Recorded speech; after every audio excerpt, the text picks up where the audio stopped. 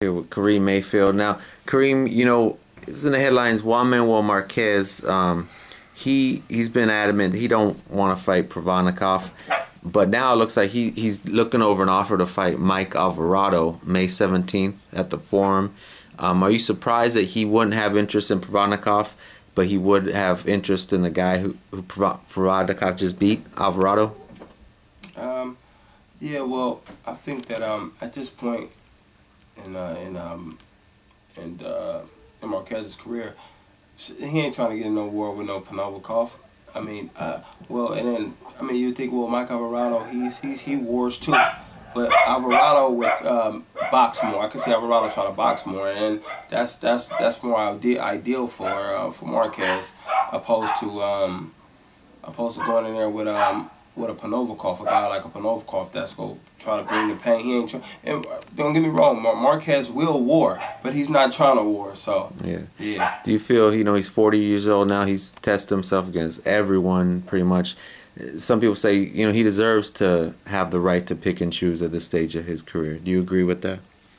I mean, as a as a fighter, I would say he deserves, as this fighter, knowing what a fighter goes through and knowing that those wars take toll out of a guy. You know what I mean? I mean, if you do some research, you can see a lot. Things don't go well for a lot of fighters at the end of their career, whether it's financially or if it's physically, mentally. So he's gave the world blood, sweat, and tears. And I mean, hey, it's not like he's going to go looking to fight a Herrera. No, I'm joking. It's not like he's going to looking to fight a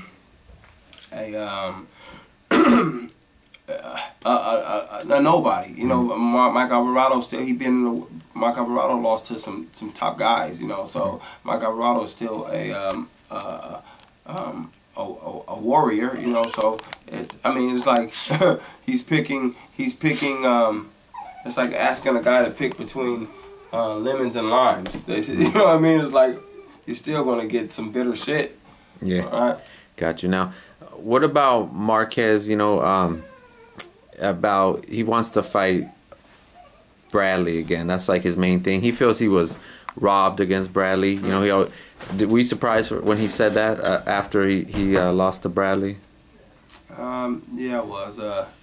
Marquez is not really the one to say some stuff like that already, because he's either, I guess maybe he'll either make it closer, or it just seemed like, I don't know. I didn't think he won the fight, and I don't know. It was definitely a surprise, and he's not really that verbal. You don't really hear him talking too much. Yeah. So just for him to, so yeah. Okay. What about do you think a fifth fight with Pacquiao, would that still be of interest to the fans, given how great their first 4 fights were?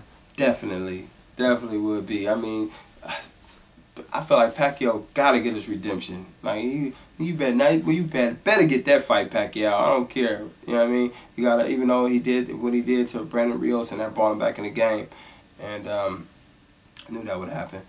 And anyways, he got to get his redemption over that punch, man. Okay. Like I said, I know what happened.